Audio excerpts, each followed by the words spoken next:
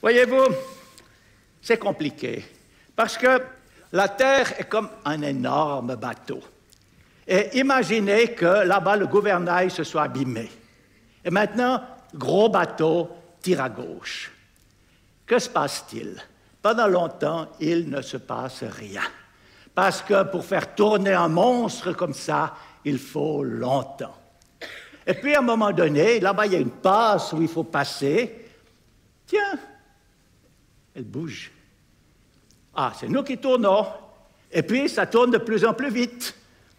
Et à un moment donné, le capitaine s'en panique, mais on va louper la passe. Nous en sommes là avec le climat.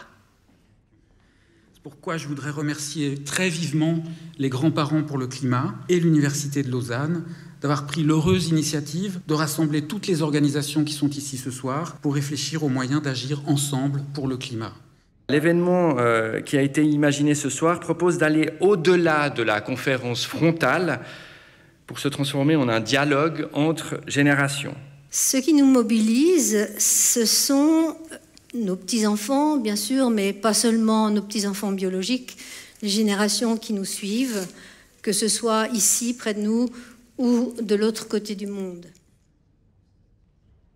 Donc ça nous montre que l'augmentation des températures que nous avons déjà atteintes aujourd'hui, on ne va pas pouvoir revenir en arrière. Par contre, on peut encore éviter le pire, mais l'action aujourd'hui, c'est quelque chose qui doit se faire très rapidement et très drastiquement. On peut espérer qu'il reste un peu de glace au-dessus de 4000 mètres à échéance, mais partout dans les Alpes, on a une fonte massive, on l'a aussi en Arctique et en Antarctique. Avec des températures très élevées, on va être de plus en plus face à des sécheresses qu'on n'avait jamais connues.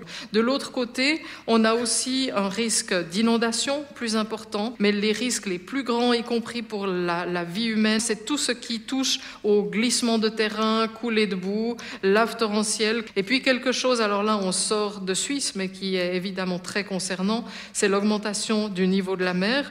Elle va se poursuivre parce que le réchauffement que nous avons déjà aujourd'hui n'est pas encore installé sur l'ensemble des océans. La déforestation aujourd'hui, c'est à peu près 20% des émissions de gaz à effet de serre.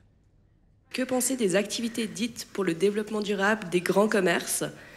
Est-ce du greenwashing ou c'est plutôt encourageant? Par rapport aux aléas climatiques, est-ce qu'en Suisse, on peut encore envisager de cultiver des pommes ou est-ce qu'il faut déjà penser à cultiver des dattes, des bananes et peut-être pourquoi pas même des ananas? Quand vous voyez toutes ces réactions climato-sceptiques de la part de certains politiciens comme l'UDC, comme certains PLR qui les rejoignent, en tant que scientifique, est-ce que vous pensez que vous devriez vous politiser vous-même? Comment faire pour que les banques et les caisses de pension deviennent des moteurs de la transition au lieu d'être des obstacles? Pensez-vous que les citoyens de la planète accepteront à temps des modifications radicales de leur style de vie? Quels conseils vous pourriez nous donner pour affronter un peu ce sentiment d'impuissance et ce sentiment de frustration face à la lenteur des décisions politiques? Il faut arrêter de brûler des combustibles fossiles. Finir tout de suite. Harald Welzer montre qu'il faut convaincre 3 à 5% de la population pour commencer un changement sociétal durable et profond. L'autre jour, un ami était en Chine. Il avait une usine où on fabriquait 2000 bus électriques par jour. Et là-bas, il n'y a plus un seul de ces petits véhicules à moteur. Aujourd'hui, on ne devrait pas penser construire une maison qui n'apporte pas de l'énergie à la société. Pour fabriquer un panneau solaire, il faut à peu près 1 à 2 ans de l'énergie qu'il produit. Et puis, il va vivre 20 ou 30 ans. Localement, on peut favoriser les circuits courts, on peut favoriser l'agriculture de proximité. Ne sous-estimez pas les capacités des consommateurs. Comme consommateur, on a un pouvoir absolument énorme. La situation est si grave qu'il fallait trouver une manière d'entrer dans le côté judiciaire en Suisse. Dans le monde entier, il y a des actions judiciaires qui se passent. C'est un immense réseau. Et vous parliez de désobéissance civile, elle peut se faire à tous les niveaux. Moi, j'ai commencé à en faire à l'âge de 7 ans. Il s'est passé quelque chose aussi du point de vue institutionnel.